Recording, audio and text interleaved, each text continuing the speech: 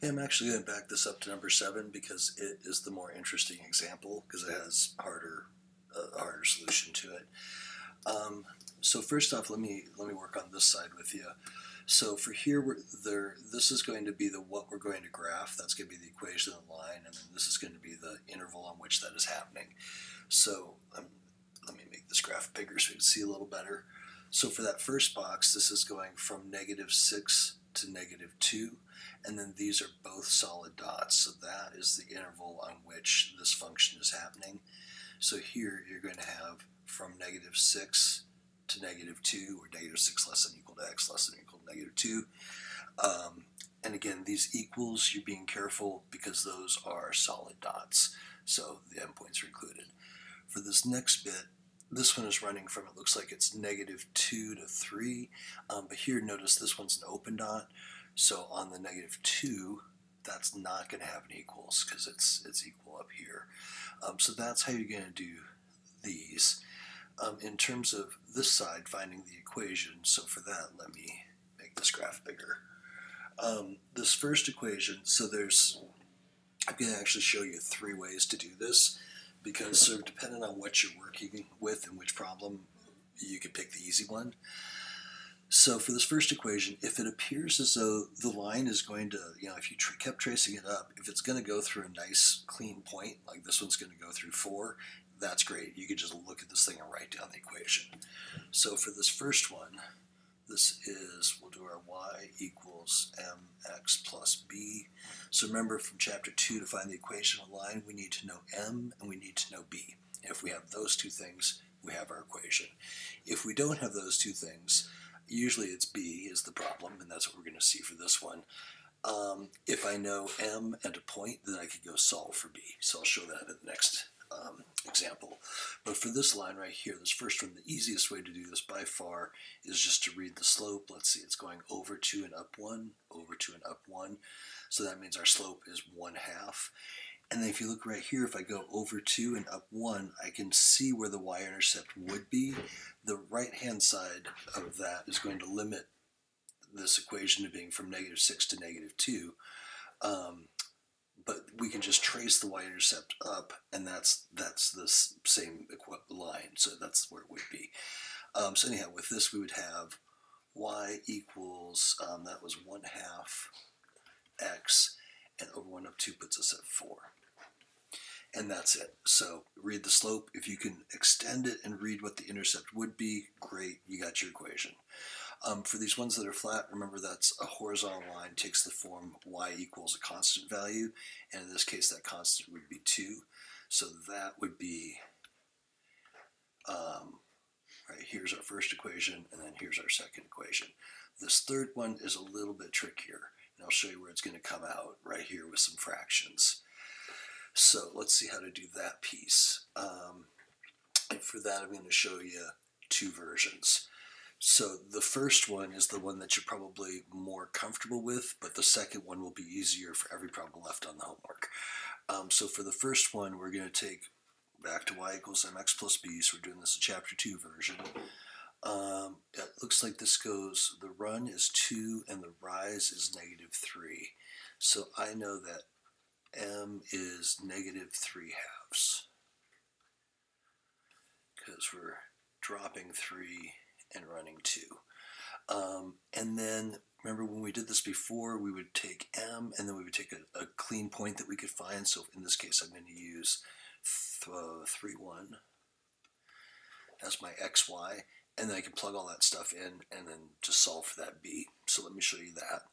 So y is 1, m is -3/2, and x is 3 plus b. Remember this 3 is like 3 over 1, so we'll multiply straight across and get -9/2, and then plus b. If I add this 9/2 over, I have 1 plus 9/2. So 9 plus 9/2 on both sides equals b. And then to get these added, I need a common denominator. So I'll multiply that 1 by 2 over 2. And that gets me 2 over 2 plus 9 over 2 would be 11 over 2. And that's my b. So my equation on this would be y equals, where to go, -3/2 x plus 11 halves. And that's where this one could be a little bit harder to read, that it's going to cross at 5.5 there. And if you can read it, you can just use it, but there's how you would do it in terms of the Chapter 2 version. So since Chapter 2, actually in Chapter 3, we learned about transformations. And so if I treat this as a transformation, I can think of this as y equals, if you remember for the section you just finished, we had y equals a x minus h squared plus k, where for our parabolas, where the hk was the, h was the left-right shift and k was the up-down shift, and then a was the stretch factor. The equivalent of this for a line is m equals a x minus h plus k. So if I treat it this way instead of this way, same line, and again, on the next 3 problems, this is way easier than doing all this mess. So if I treat this way, I would have y equals same negative 3 halves as we got earlier, x, and then I'm going to use this as my origin. I could use any point, and when I simplified, it would come out the same, but I'm going to use the easiest one I can find. So I'm going to say that this used to be here, and it's shifted right 3 and up 1. So if it's right 3, that's a minus 3 on the inside, and then up 1 would be a plus 1 on the outside. And now, just to show that these are the same thing, I'm going to simplify this. When we get to the next 3 problems, you can just leave it in this form and you would be done right here. So that's why, and it's just a matter of how they programmed the question. This one they programmed it simplified, the other ones they didn't. So like I said, this is going to be great for 8, 9, and 10. But just to show you it's the exact same thing, check it out. So we get negative 3 halves x, negative negatives makes positive 9 halves, plus 1, there we are, that same spot going 9 halves plus 1, and then that becomes the same 11 halves I have here. So this is easier in a lot of situations, but we didn't know this when we did Chapter 2 because we didn't learn transformations until Chapter 3. So let me show you what that will look like on these next problems. And they did this weird plus 4 plus 1, that's going to be a 5 in my world. But let me show you what's going on down here. So for this line, again, if you can just read the equation off the graph, just do that. It's easier. Y equals mx plus b. For this one, the slope is, it's going over 1, up 1, over 1, up 1, so the slope is 1. We don't need the 1, I'm just going to put it there for emphasis. And then from here I can go over 1 and up 1, oops, and then see, there we go, over 1 and up 1, and then I could see it's going to cross at 6 right there. So that would be probably the easiest way to do that one.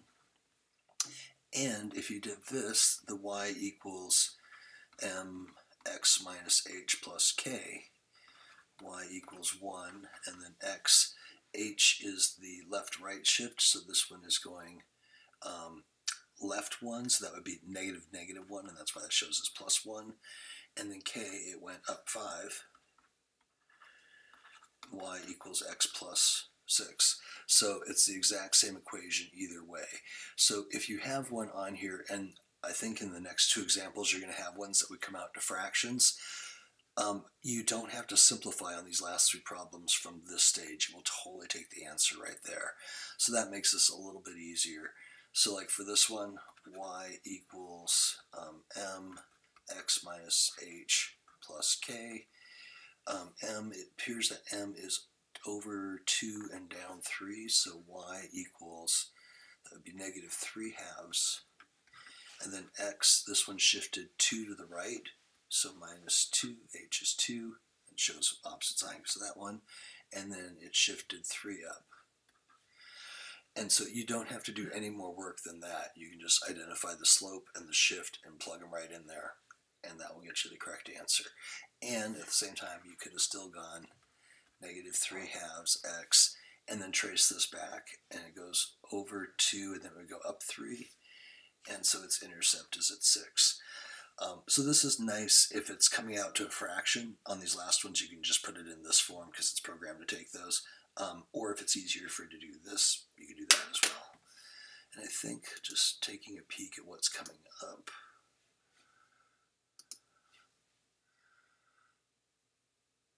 Yeah, those are going to come out to a nice clean number. Oh, no, it's not. No, this one's going to cross. So this is a good example of where this is going to be easier, because then you won't have to simplify it for the fractions. For this one, you can probably just look at that and go, it's going over 1 up 1, over 1 up 1, over 1 up 1, so it's going to cross at 7. So for that one, I would just write down the answer. So kind of depending on what you're looking at, if it's coming out fractions, I'd probably go this way. Otherwise, read it from the graph. And I think I have a couple more videos up on these as well, but hopefully that helps.